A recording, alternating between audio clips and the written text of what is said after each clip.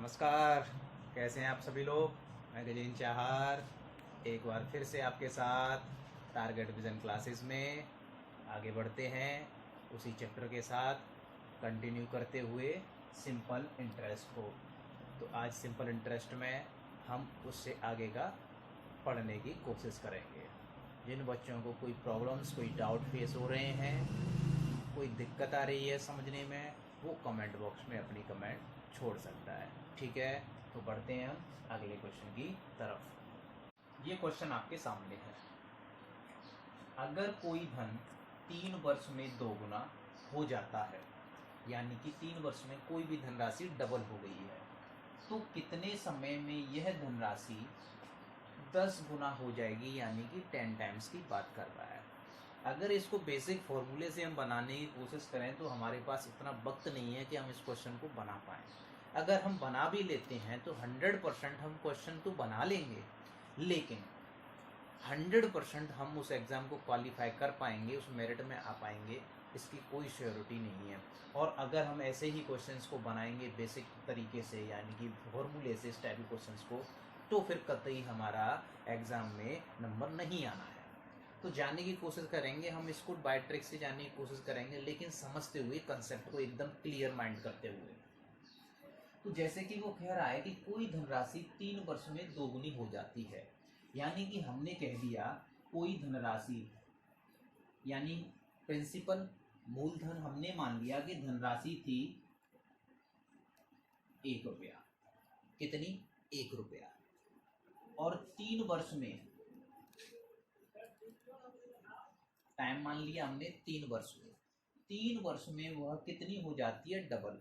अब एक बात समझने की आप कोशिश करिए, कोई धनराशि अगर डबल हो रही है किसी पार्टिकुलर टाइम में, तो इसका मतलब वो जितने ही रुपए उसने ब्याज पर दिए थे उतनी ही उनसे ब्याज उसको मिल जाती है। तो उसने 1 रुपया दिया था ब्याज पर उसको, तो 1 रुपया उसको क्या मिल जाएगी? ब्याज। यानी कि हम कह सकते हैं यहाँ से उसे कितना ब्याज प्राप्त होने वाला है? 1 रुपया।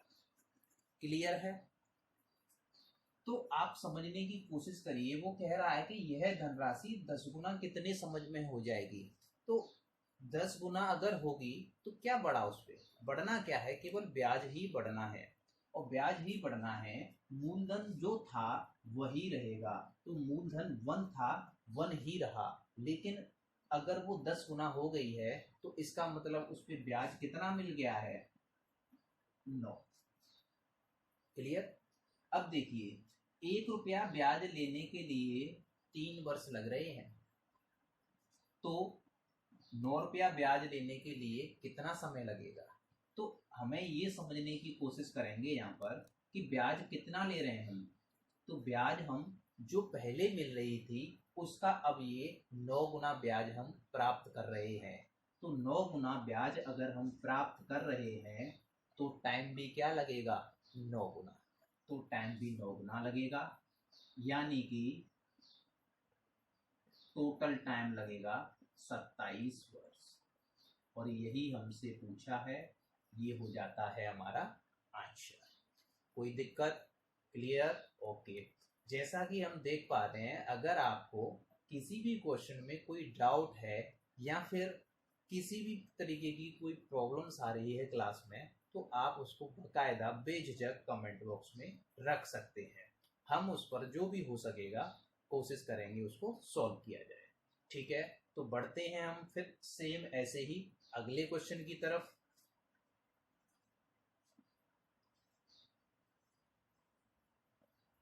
तो नेक्स्ट क्वेश्चन है हमारा,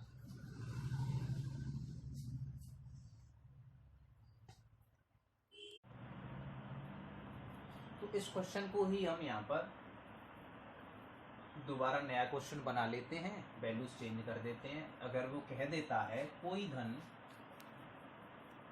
6 वर्ष में 8 गुना हो जाता है, तो कितने समय में यह 64 गुना हो जाएगा? इस क्वेश्चन को ले लेते हैं। तो क्वेश्चन देखिए सेम है, सेम हमें उसी तरीके से चलना है। कोई धनराशि थी, हमने मान लिया मूलधन था हमारा 1 रुपया। अगर वो 8 गुना हो गया, 8 गुना हो गया, तो इसका मतलब वहाँ से हमें ब्याज कितनी मिली? 7 रुपया। भाई 8 गुना हो गया, 1 रुपया तो उसमें मूलधन था, तो उसमें ब्याज कितनी थी? 7 रुपया। टाइम कितना लगा? टाइम दे रखा है हमें 6 वर्ष। अब कह रहा है वही सेम धनराशि यानी कि सेम प्रिंसिपल जो था वह कितने समय में 64 गुना हो जाएगा। यानी कि सेम प्रिंसिपल था तो 1 रुपया, 64 गुना हो गया तो इसका मतलब 1 रुपया तो था ही हमारा जो मूलधन के रूप में था, तो उसमें ब्याज कितना मिला हमें? 63 रुपया। तो इसमें हमें ब्याज कितना मिला? 63 रुपया। 7 रुपये ब्याज प्राप्त करने के लिए 6 वर्ष का टाइम लग रहा था। हम कह सकते हैं कि अगर 7 रुपये ब्याज प्राप्त करने के लिए 6 वर्ष का टाइम लग रहा है तो 63 रुपये ब्याज प्राप्त करने के लिए कितना समय लगेगा? तो देख लेते हैं। तो देखो ये 7 का कितने गुना है? 9 गुना। तो 9 गुना ब्याज प्राप्त करने के लिए टाइम भी कितना लगने वाला है? 9 गुना। तो 9 गुना ब्याज प्राप्त करने के लिए टाइम भी कितना लगेगा? 9 गुना। और 6 9 जा हो जाता है आपका 54, यानी कि 54 वर्ष में यह धनराशि 64 गुना हो जाएगी। यही है आपका आंसर। नोट कर लीजिए आप। बढ़ते हैं, ये नेक्स्ट क्वेश्चन है हमारे सामने। साधारण ब्याज पर कोई धनराशि 16 वर्ष में दोगुनी हो जाती है। क्वेश्चन को पढ़ के हमें ऐसा लग रहा है कि क्वेश्चन पिछले जैसा ही है। नहीं है, पिछले क्वेश्चन जैसा नहीं है। यहाँ पर हमसे पूछी गई है वार्षिक ब्याज दर यानी कि रेट पूछी गई है, आर पूछा गया है। बेसिक से भी क्वेश्चन ज़्यादा लेंथी नहीं जाता है, हम बता देते हैं। सेम सा कहानी है, हमने फॉर्मूला रख दिया P into R into T बट्टे 100 बराबर ब्याज। अब देखिए P की वैल्यू अगर हम मान लेते हैं, जब कोई धनराशि डबल हो रही है 16 वर्ष में, यानी कि हमने जो ब्याज दिया था, जो रुपये हमने मूलधन के रूप में दिया था, वहाँ से हमें ब्याज भी उतनी ही प्राप्त हुई।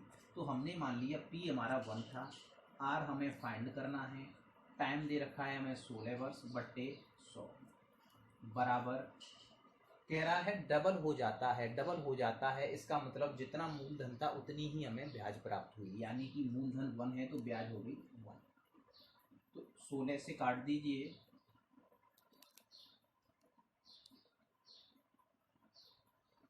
सोलह से अगर हम इसको काटते हैं तो 4 से कटता है 4 बार और 4 से ये कटता है 25 बार। ठीक है, और हमारे पास R की वैल्यू आ जाती है 25 बट्टे 4। इसको अगर हम और सॉल्व करेंगे तो होती है 4 सही 1 बट्टे 4। ये हमारा आंसर हो जाता है। किसी को कोई दिक्कत नहीं होनी चाहिए, बड़ा आसान सा था। हमने कुछ नहीं किया, केवल हमने वैल्यूज को पुट किया। जो समझने वाली बात थी बस ये कि हमने P1 रखा तो ब्याज भी 1 रखा। ठीक है, क्योंकि डबल हो रहा था तो डबल तब होगा तब जो मूलधन था उतना ही हमें ब्याज मिल जाएगा। बाकी हमने सॉल्व कर लिया, हमें हमारा आंसर मिल गया। लेकिन अगर इसी क्वेश्चन को विदाउट फॉर्मूले यूज किए अगर हम बनाने की कोशिश करें तो हम कैसे कर पाएंगे, ये देखते हैं। कुछ दिख रहा है हमें। हमने कहा जैसे उसने क्वेश्चन में कहा, हमने उसी को लिख दिया। क्या लिख दिया? 16 वर्ष में कोई धनराशि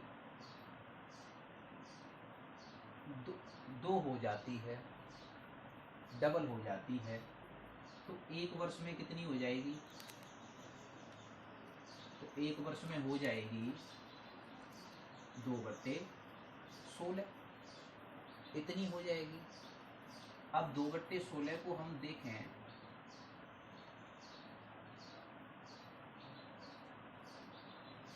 यहाँ पर 1 रखें। 16 वर्ष में कोई धनराशि हमें कितना ब्याज देती है? 1। ठीक है, अगर हमने मान लिया कि मूलधन हमारा 1 था तो ब्याज भी हमें 1 मिला, तो 16 वर्ष में कोई धनराशि 1 रुपया ब्याज देती है, तो 1 वर्ष में वह कितना ब्याज देगी? तो 1 वर्ष में वह ब्याज देगी 1/16 अपोन में आ जाएगा 1/16। इतनी हमें ब्याज देगी वो 1 वर्ष में। रेट में चेंज करने के लिए देखिए 1/16 अगर फ्रैक्शन तो हमें याद नहीं हो पाएगी, इतनी ज़्यादा लोगों को ना याद होगी कि 1/16 क्या होती है, लेकिन कोई दिक्कत नहीं है, इसी में इंटू 100 करके हम रेट में बदल सकते हैं। तो हमने इंटू 100 किया तो 4 बार कट गया 4 से, और 4 से कट गया 25 बार। आंसर हमारे पास आ गया 1/4%। क्लियर है, कोई दिक्कत नहीं होनी चाहिए। ठीक है, फिर बढ़ते हैं हम अगले क्वेश्चन की तरफ। नेक्स्ट आपके सामने अगला क्वेश्चन है, स्टार्ट करते हैं। कोई धनराशि 2 वर्ष में 2100 हो जाती है तथा 5 वर्ष में 2250 हो जाती है, तो मूलधन ज्ञात कीजिए। बड़ा ही आसान सा क्वेश्चन है, बनाने की कोशिश करें। हमने रख लिया, हमने मान लिया मूलधन था P। मूलधन कितना था P। 2 वर्ष में कितना हो गया 2100।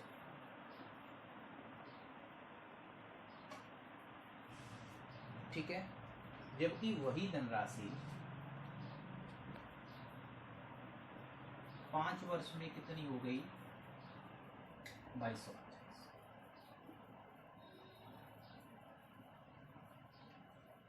तो यहां से हम टाइम डिफरेंस निकाल सकते हैं। तो ये टाइम डिफरेंस जो बना कितना बना 3 वर्ष का।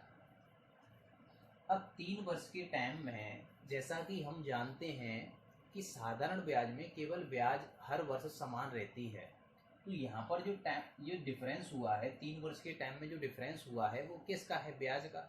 तो 3 वर्ष में कितना ब्याज डिफरेंस बना 150 रुपये। 3 वर्ष में ब्याज डिफरेंस बना कितना 150 रुपये, यानी कि 2100 से 150 रुपये इंक्रीज हो गई 2250 पहुँच गए।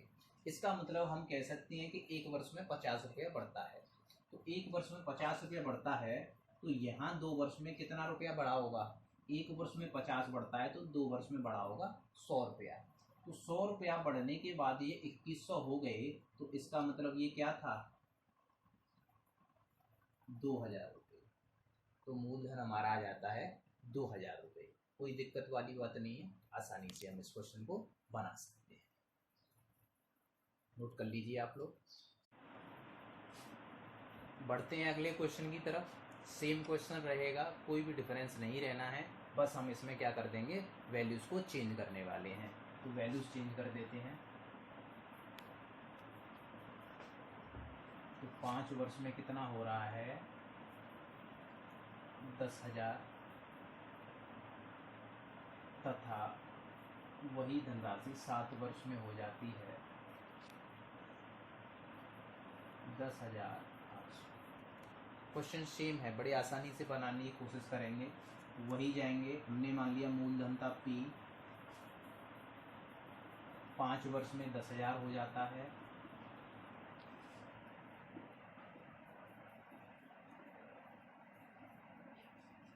ठीक है, और वही धनराशि 7 वर्ष में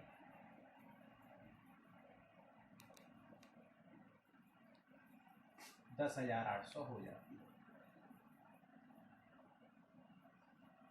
ठीक है, यहाँ हम टाइम डिफरेंस निकाल लेंगे। ये टाइम डिफरेंस आया 2 वर्ष का। तो देखिए 2 वर्ष में कितना ब्याज बढ़ा है 800। 2 वर्ष में ब्याज बढ़ा है 800 रुपये। तो 1 वर्ष में ब्याज कितना बढ़ा होगा, तो 1 वर्ष में हम बता सकते हैं बड़ी ही आसानी से, 1 वर्ष में ब्याज बढ़ा होगा 400 रुपये। 1 वर्ष में ब्याज अगर 400 बढ़ा होगा तो इन 5 वर्ष में ब्याज यहाँ पे कितना बढ़ चुका होगा, तो इन 5 वर्ष में ब्याज बढ़ चुका होगा, यानी कि 5 गुणा 200 यानी कि 2000। 400 बढ़ रहा है, ठीक है, तो 5 गुणा 4 यानी कि 2000 रुपये। अब 2000 रुपये बढ़ने के बाद ये धनराशि जो कि है 10,000 हुई है, तो इसका मतलब ये मूलधन क्या था, तो ये मूलधन था 8,000 रुपये। ये हमारा आंसर बन जाता है आपके साथ, कोई दिक्कत वाली बात नहीं है। अब अगले क्वेश्चन की तरफ बढ़ेंगे। अगला क्वेश्चन है आपके सामने, बड़ा ही आसान सा क्वेश्चन है लेकिन समझने वाला क्वेश्चन है। समझ में अगर क्वेश्चन आ गया तो मात्र 5 से 10 सेकंड में 5 सेकंड में क्वेश्चन को बना देंगे। नहीं समझ में आया तो क्वेश्चन को बना के आएंगे, लेकिन गलत बना के आएंगे। इसलिए क्वेश्चन को समझ लेते हैं। कह रहा है कोई धन 5% वार्षिक ब्याज की दर से किस धन का साधारण ब्याज 1 रुपया प्रतिदिन होगा। यानी कि कोई भी मूलधन रहा होगा, हमें नहीं पता क्या मूलधन रहा होगा, हमने मान लिया मूलधन रहा P, R हमें दे रखा है 5, टाइम हम अपने अकॉर्डिंग यहाँ पर रखेंगे। याद रखिए इस टाइप के क्वेश्चन में टाइम हम अपने अकॉर्डिंग रख सकते हैं, कोई दिक्कत वाली बात नहीं। वो कह रहा था 1 रुपया प्रतिदिन, 1 रुपया प्रतिदिन ब्याज मिलती है तो 1 साल में कितनी ब्याज मिलेगी। 1 रुपया प्रतिदिन ब्याज मिलती है तो 1 वर्ष में ब्याज मिलेगी 365 रुपया। क्लियर है। इसका मतलब 1 वर्ष में 365 रुपया ब्याज मिलती है तो टाइम हो गया कितना 1। तो 5 से काट दीजिए, 7 बार और 3 बार, तो P की वैल्यू हमारे पास आ जाती है 7300। आसान सा क्वेश्चन था, कोई दिक्कत वाली बात नहीं है, आ जाते हैं ऐसे क्वेश्चंस, इसलिए आपको हमने करवा दिया है। एक क्वेश्चन और सेम ऐसा ही बनाएंगे, यहीं पर हम वैल्यूज़ को करेक्ट करने की कोशिश करेंगे, वैल्यूज़ चेंज कर देते हैं बस।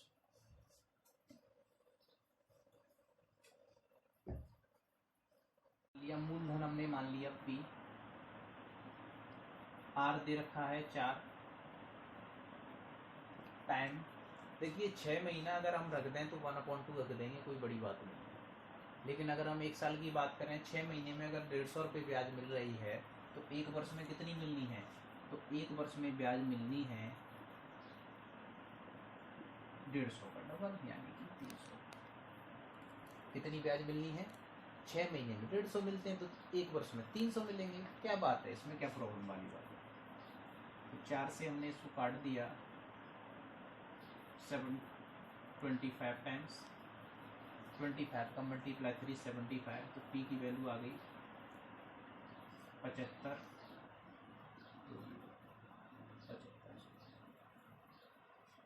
कोई दिक्कत नहीं है, आसानी से हम बना सकते हैं। और आप पढ़ते रहिए इस तरीके से, एक के बाद एक हम आपके लिए क्लास लाते रहेंगे, कोई बड़ी बात नहीं है। टाइम निकाल रहे हैं हम और क्लासेस आपके लिए ला रहे हैं हम। इतना हमने पढ़ लिया है, इसके बाद फिर हम अगले क्वेश्चन की तरफ बढ़ रहे हैं।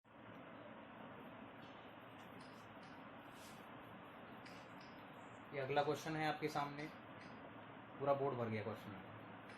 वही तो कहता हूँ मैं आपसे, संसाधनों की हमारे पास कमी है, बोर्ड भी बहुत छोटा है हमारा, फिर भी कोई दिक्कत नहीं है, कोशिश करते हैं, बनाते हैं। इस कम जगह में ही इसको सोल्व करने की कोशिश करेंगे। देखिए इतना बड़ा क्वेश्चन हमको दिखाई दे रहा है, पूरा बोर्ड भर गया है, पूरा बोर्ड भर गया है, इतना बड़ा क्वेश्चन है। मात्र इसको 5 सेकंड का क्वेश्चन हम बना देंगे अगर आप समझने की कोशिश करेंगे तो। बारीकी से क्वेश्चन पे ध्यान लगाएंगे और इतनी सी जगह में ही क्वेश्चन को ख़त्म करेंगे, आंसर बना देंगे इसका। क्लियर है। बाकी आप कंसंट्रेशन यहीं पर रखेंगे। देखिए कैसे 26,000 रुपये थे, 2 भागों में बांटा गया है, ठीक है, अलग अलग। पहला भाग का क्या किया गया है, 10% की दर पर, यानी 10% रेट ऑफ इंटरेस्ट क्या रखा हुआ, 10%, और उसको 5 वर्ष के लिए निवेश किया गया है। दूसरे भाग को 9% की रेट पर, 9% की दर पर 6 वर्ष के लिए निवेश किया गया है। साधारण ब्याज बराबर है, यानी कि पहला जो भाग हुआ और जो दूसरा भाग हुआ, दोनों के निवेश से जो ब्याज प्राप्त होने वाला है, जो ब्याज प्राप्त होने वाला है वो दोनों क्या हैं, इक्वल है, इक्वल हैं। बना देंगे यहीं से। देखिए कैसे, हमने कहा पहले भाग से हमें क्या मिलने वाला है, तो पहले भाग से मिलने वाला है 10% ब्याज, कितने वर्ष, 5 वर्ष, यानी कि अगर 5 वर्ष का देखा जाए तो उसको ब्याज मिलेगा 50%। तो हमने कह दिया पहले भाग के लिए A का 50%, यही तो ब्याज मिलेगी। पहले वाले भाग से ब्याज कितनी मिलनी है, A का 50%, 10% ब्याज 5 वर्ष तक, यानी कि ब्याज कितनी मिलेगी, 50%। दूसरा भाग रहा B, और यहाँ से ब्याज मिलनी है 9% की रेट पर, और 9% की रेट पर ब्याज कितने दिन तक मिलनी है? 6 वर्ष तक। तो 6 वर्ष तक जब 9% की रेट पर ब्याज लेंगे तो ब्याज मिलेगी 54%, यानी कि बी भाग पर ब्याज कितनी मिलनी है? 54%।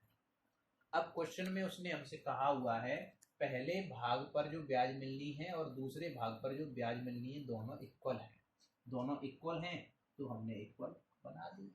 बस यहीं से इस साइन से ये साइन हटा दिया हमने, मल्टीप्लाई के सामने। अगर इसको हम 2 से काट दें तो कटता है 25 बार, 2 से काट दें तो कटता है 27 बार। A अपॉन B 27/25, यानी कि दोनों के भाग हमारे सामने इस तरीके से आ गए हैं। तो पहला हिस्सा बड़ा है, दूसरा हिस्सा छोटा है। पहला हिस्सा बड़ा है, दूसरा हिस्सा छोटा है। और पहला हिस्सा बड़ा है तो 4 ऑप्शन है हमारे पास, और 4 ऑप्शन में केवल डी ऑप्शन ऐसा है, केवल डी ऑप्शन ऐसा है जिसमें पहला भाग बड़ा है और दूसरा भाग छोटा है, इसलिए ऑप्शन डायरेक्टली हो गया हमारा डी। समझे? ऐसे क्वेश्चन को हम बड़े आसानी से बना सकते हैं। हो गया ना खेल? धुआं धुआं कर दिया, आग लगा दी। हाँ, आप भी ऐसे ही आग लगा सकते हो। क्वेश्चंस को बार बार रिपीट करके देखिए, समझिए ढंग से, बारीकियों को जानने की कोशिश करिए, फिर उससे बेस्ड क्वेश्चंस बनाइए, एक्सरसाइज कीजिए, और फिर प्रैक्टिस मेक्स परफेक्ट। आप सभी लोग जानते हैं, हम छोटे से थे तभी से इस चीज़ को सुनते चला आ रहे हैं कि मैथ्स की कहानी तो सीधी सी है, प्रैक्टिस मेक्स परफेक्ट। तो आप प्रैक्टिस करते रहिए और जुड़े रहिए हमसे। जिन लोगों ने चैनल को सब्सक्राइब नहीं किया है वो सब्सक्राइब कर लेंगे। जिनको कोई प्रॉब्लम्स आ रही हैं वो कमेंट ऑप्शन में अपनी प्रॉब्लम को छोड़ देंगे। बाकी का हम आपसे अगली क्लास में डिस्कस करेंगे, कोई दिक्कत नहीं है। ठीक है, फिर आज के लिए इतना ही। नमस्कार, बाय बाय, जय हिंद, भारत माता की